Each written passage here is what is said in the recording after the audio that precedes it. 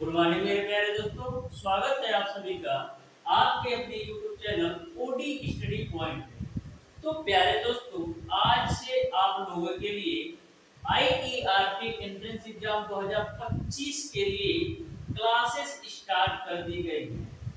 Dear student, सबसे पहले मैं आपको बता दूं डियर स्टूडेंट, सबसे पहले हम स्टार्ट करने वाले हैं मैथमेटिक्स को, यानी कि मैथमेटिक्स के पहले चैप्टर से बिल्कुल सिंपल और आसान तरीके से मैं आपको चैप्टर नंबर 1 से लेकर के आने वाले सभी चैप्टर को पढ़ाने वाला हूँ। तो डियर स्टूडेंट, प्रत्येक चैप्टर को मैं आपको बिल्कुल सिंपल और आसान भाषा में कॉन्सेप्ट के साथ पढ़ाऊंगा।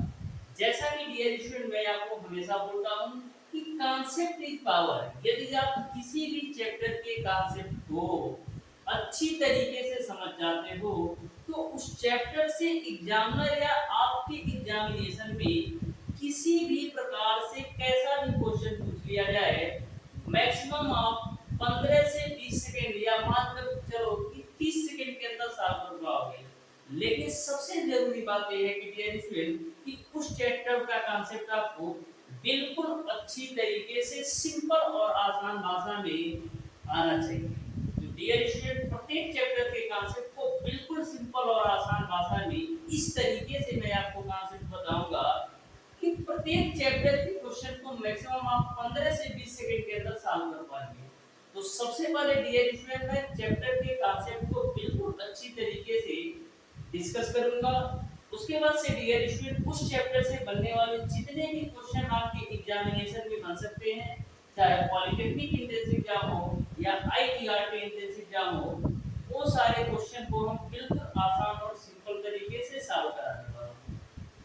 ऑलरेडी मैंने डियर स्टूडेंट 2022 में, 2023 में, 2024 में तैयारी करवा रखा है और आप देख सकते हैं dear student 4 rank, 5 rank, 20 rank, 50 rank, 100 rank, 200, 400, 500 यानी हर टाइप के स्टूडेंट हमारे चैनल पर आपको देखने को मिल जाएंगे।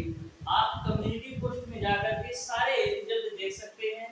कुछ स्टूडेंट का इंटरव्यू भी पढ़ रखा है, यानी उन्होंने सेल्फ के बारे में कुछ बताया नहीं है, तो वहां से भी आप सारी चीजों को बिल्कुल अच्छी तरीके से देख सकते हैं। सबसे बड़ी बात डियर स्टूडेंट ये है कि जितनी भी क्लासेस हमारी होती हैं वो टोटल बिल्कुल फ्री ऑफ कॉस्ट यूट्यूब पर होती है। तो जो भी स्टूडेंट पॉलिटेक्निक अथवा आईईआरटी एंट्रेंस एग्जाम 2025 की बिल्कुल फ्री ऑफ कॉस्ट कंप्लीट तैयारी करना चाहता है, हमारे चैनल ओटी स्टडी पॉइंट से बिल्कुल सिंपल और आसान तरीके से जुड़ सकता है। डियर स्टूडेंट, मैं आपको ये बता दूं कि आप हमारी 5 से 7 क्लासेस लेकर देखिए, मिनिमम 5 से 7 क्लासेस लेकर देखिए। इस तरीके से मैंने आपको प्रत्येक चैप्टर को कवर अप करवाया है कि आप 5 से 7 क्लास लेकर के देखिए, आपको मैथ बिल्कुल सिंपल और आसान लगेगा। इस तरीके से मैं आपको प्रत्येक चैप्टर को आपके सामने रूबरू करता हूँ, प्रत्येक चैप्टर को आपको बिल्कुल और सिंपल और आसान तरीके से आपको समझाता हूँ। मतलब 5 से 7 क्लास हमारी लेकर देखिए, आपको सारी चीजें बिल्कुल सिंपल और आसान तरीके से समझ में आने लगेगी। तो डियर स्टूडेंट, पहला चैप्टर आपका है सिंपल एंड कंपाउंड इंटरेस्ट, जिसको बोला जाता है साधारण और चक्रवृद्धि ब्याज। तो सबसे पहले डियर स्टूडेंट साधारण और चक्रवृद्धि ब्याज के कुछ बेसिक टर्म है उसको हम लोग समझेंगे। उसके बाद से इसके बेसिक कॉन्सेप्ट को समझेंगे। उसके बाद से हम क्वेश्चन को आपको सॉल्व कराने वाले हैं। तो सबसे पहले डियर स्टूडेंट जो नॉर्मल टर्मिनोलॉजी है साधारण एवं चक्रवृद्धि ब्याज के सिंपल एंड कंपाउंड इंटरेस्ट की, उसको आप बिल्कुल ध्यान से समझिएगा। सबसे पहला पॉइंट आता है डियर स्टूडेंट कि मूलधन होता क्या है। तो डियर स्टूडेंट मैं आपको बता दूं, मूलधन को इंग्लिश में बोला जाता है प्रिंसिपल। क्या बोलते हैं? मूलधन को डियर स्टूडेंट इंग्लिश में बोला जाता है प्रिंसिपल। तो मूलधन होता क्या है? तो मूलधन सिंपल भाषा में ये समझो डियर स्टूडेंट कि मूलधन एक ऐसी राशि है जिसे कोई एक व्यक्ति किसी दूसरे व्यक्ति से उधार के रूप में लेता है या उधार के रूप में देता है, उसे हम मूलधन कहते हैं।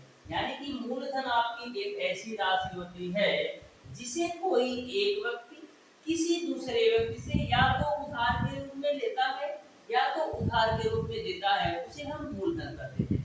इसको इंग्लिश में बोला जाता है प्रिंसिपल और इसको हम डियर स्टूडेंट पी से रिप्रेजेंट करते हैं, पी से रिप्रेजेंट करते हैं। तो मूलधन आपको समझ में आ गया होगा। नेक्स्ट आपका आता है डियर स्टूडेंट, समय क्या होता है।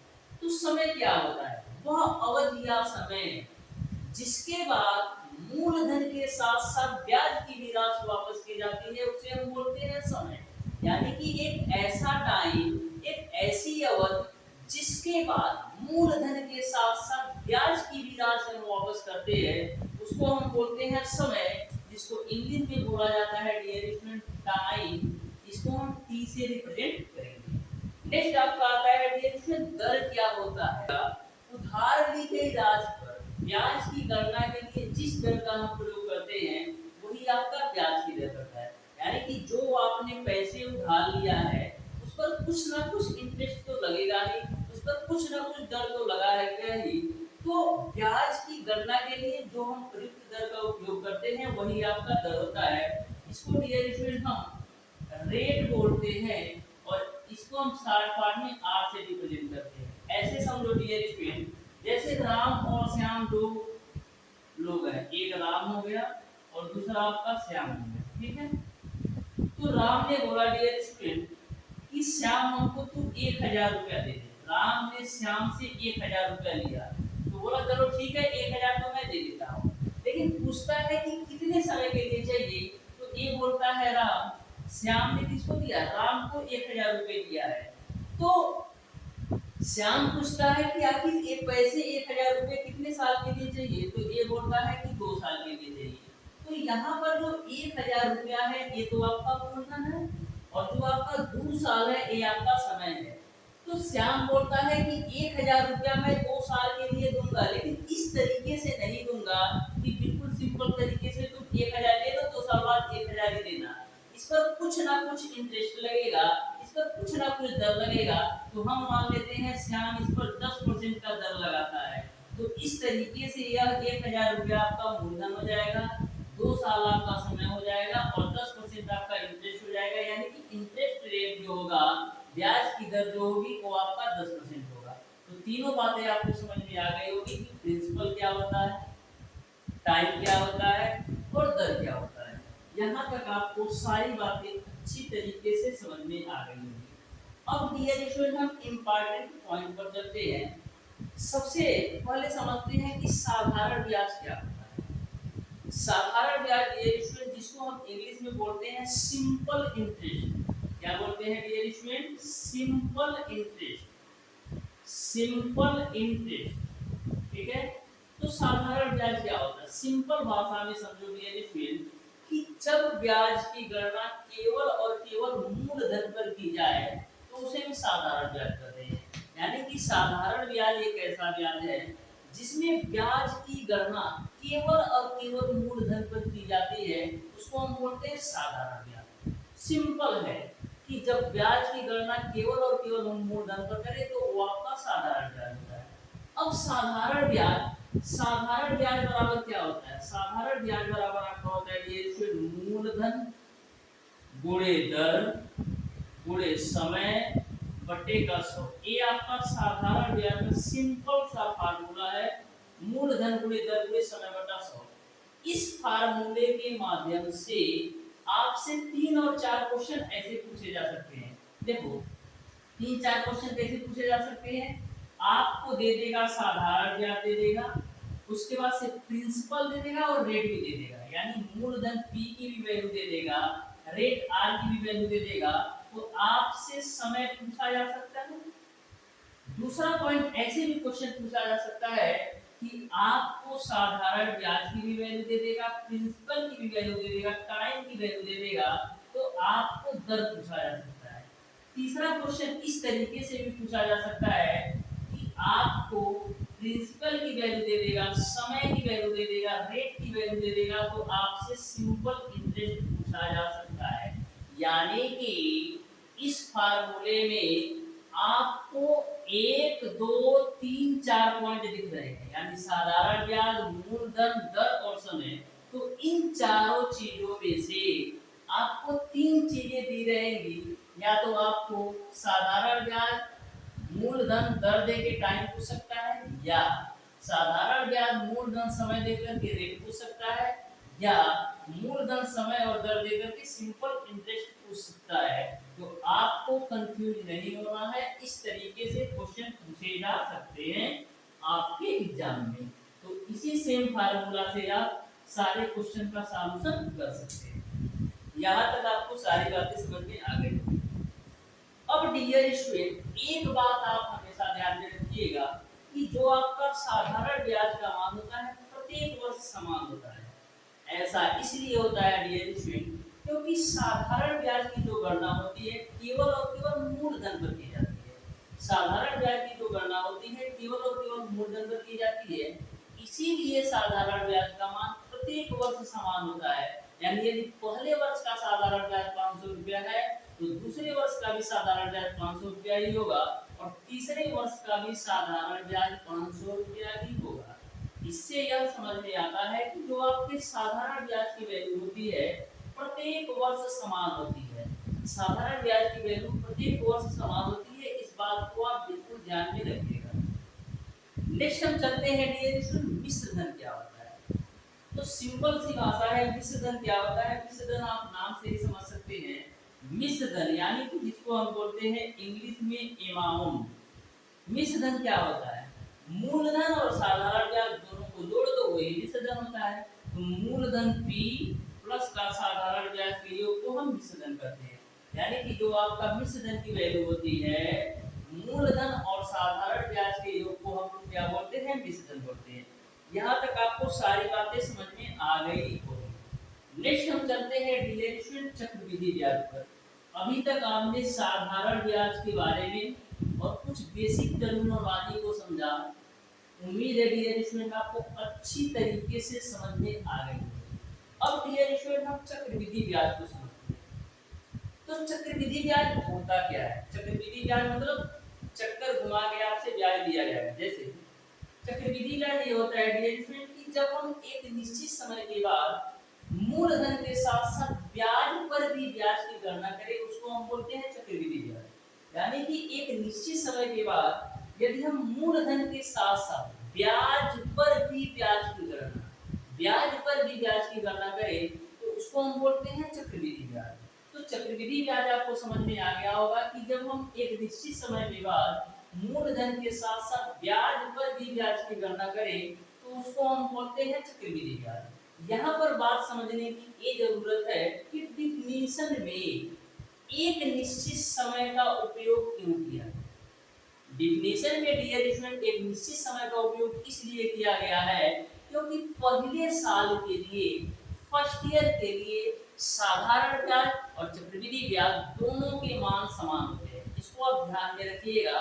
मैक्सिमम बार स्टूडेंट कंफ्यूज हो जाते हैं, तो आपको कंफ्यूज नहीं होना है। फर्स्ट ईयर के लिए यानी पहले साल के लिए साधारण ब्याज और चक्रवृद्धि ब्याज की वैल्यू दोनों की वैल्यू समान होती है।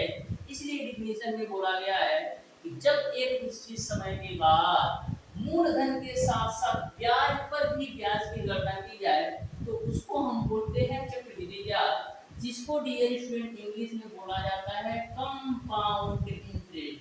क्या, कंपाउंड इंटरेस्ट।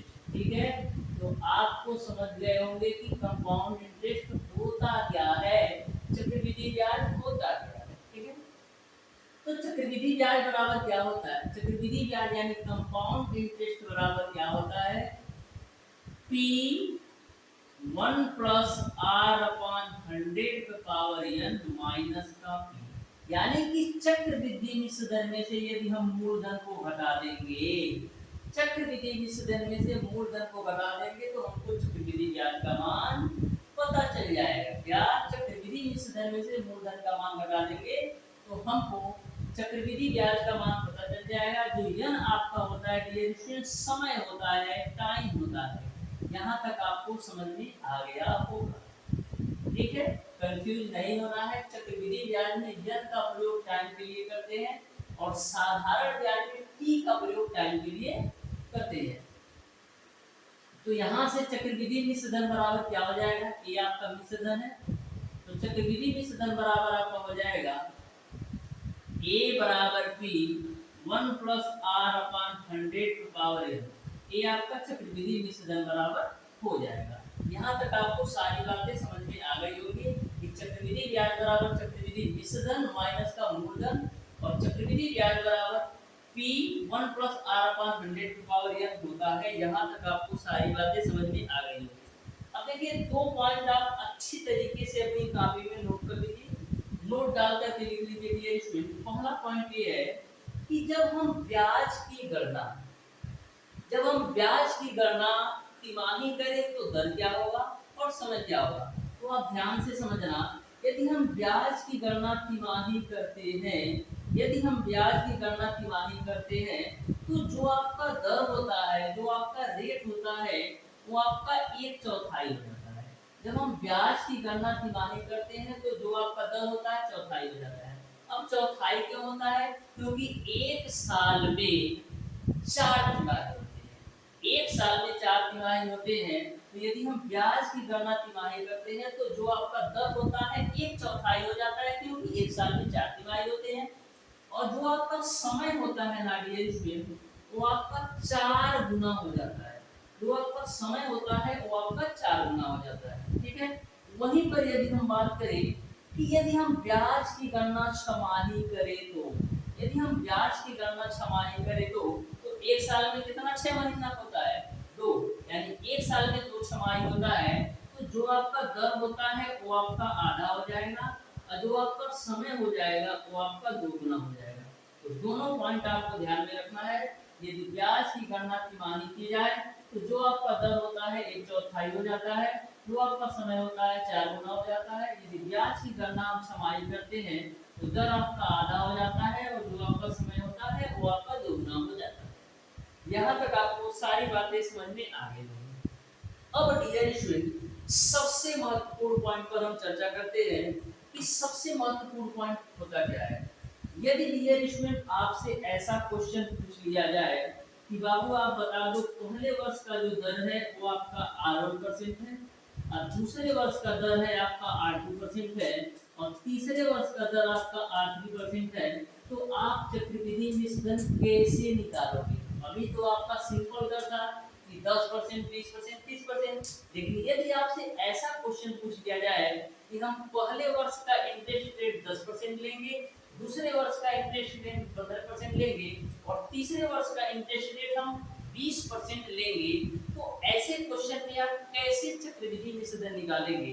तो कभी भी यदि आपसे पहले वर्ष का दर आपका R1% दे दो, दूसरे वर्ष का आपका दर R2% दे दे और तीसरे वर्ष का दर आपका R3% दे दे, तो ऐसे कंडीशन में जो चक्रवृद्धि मिश्रण की मान निकालने का फार्मूला है A बराबर P 1 प्लस R1 अपान 100, 1 प्लस R2 अपान 100 और 1 प्लस R3 अपान 100 होता है। तो यदि ब्याज की दर पहले वर्ष R1% हो, दूसरे वर्ष R2% हो और तीसरे वर्ष R3% हो, तो ऐसे कंडीशन में चक्रवृद्धि मिश्रण बराबर होता है मूलधन 1 प्लस R1 अपान 100, 1 प्लस R2 अपान 100 और 1 प्लस R3 अपान 100 होता है।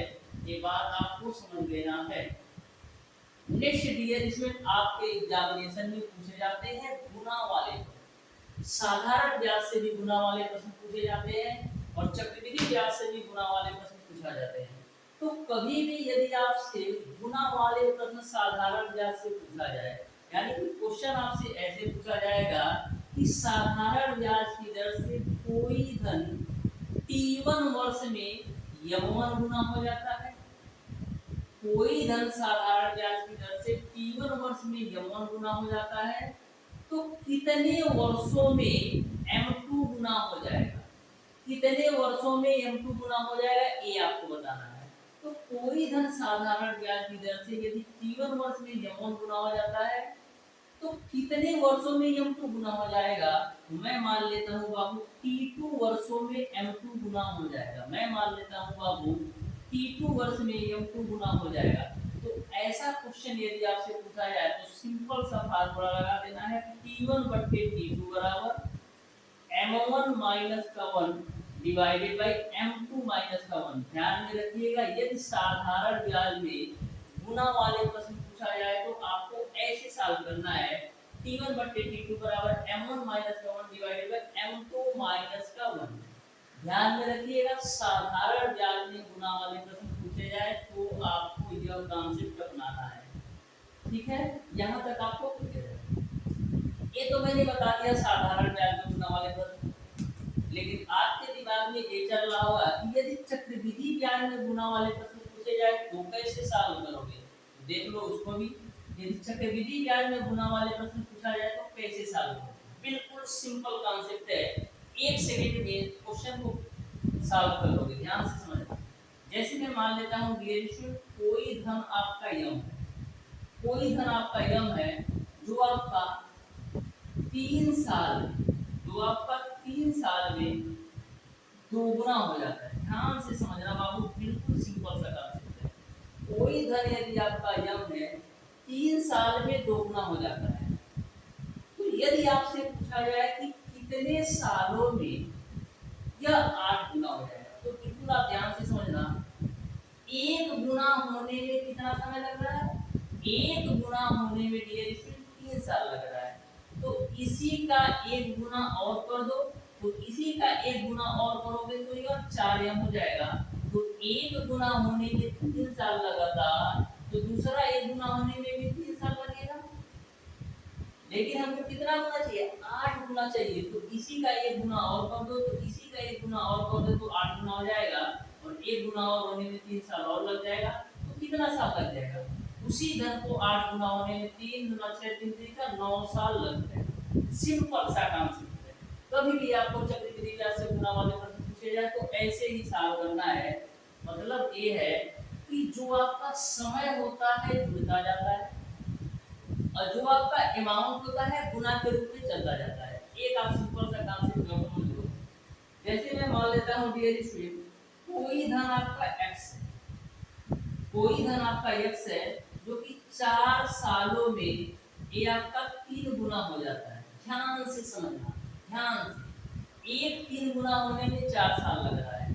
यदि आपसे पूछा जाए कि इसी धन को 27 गुना होने में कितना साल लगेगा, तो बाबू एक 3 गुना होने में 4 साल, तो दूसरा 3 गुना होने में एक 4 साल और ले लेगा, तो दूसरा 3 गुना होगा, कितना होगा, 3 का 9 3 27 गुना, यानी आपका 4 और 4 8 साल में वही धन आपका 27 गुना हो जाएगा। बस सिंपल सा कॉन्सेप्ट है कि एक गुना होने में 4 साल, तो दूसरा 3 गुना होने में 4 साल और लगेगा, यानी 8 साल। इसी से यदि पूछ दिया जाए 81 गुना होने में कितना साल लगेगा, तो एक 3 गुना और कर दो तो कितना हो जाएगा, 81 गुना, तो यहाँ पर 4 साल और लग जाएगा, तो 8 और 4 कितना हो जाएगा, यानी 12 साल में वही धन आपका 81 गुना हो जाएगा।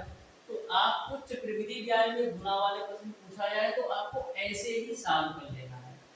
जो आपका समय होता है वो जुड़ता जाएगा, और जो आपका अमाउंट होगा गुना के रूप में आगे बढ़ता जाएगा, चाहे कितना भी गुना पूछ ले कर जाओगे। ठीक है, यहाँ तक आपको सारी बातें समझ में आ गई।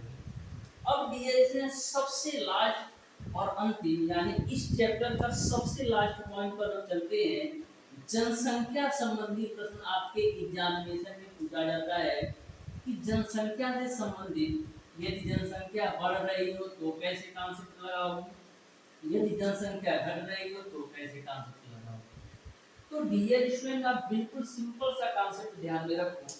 यदि आपका जनसंख्या बढ़ रही हो, यदि आपका जनसंख्या बढ़ रही हो, तो ऐसे कंडीशन में बड़ी जनसंख्या निकालने के लिए हम क्या करते हैं, तो जनसंख्या बराबर आपका हो जाता है, जनसंख्या बराबर आपका हो जाता है वर्तमान जनसंख्या, क्या, वर्तमान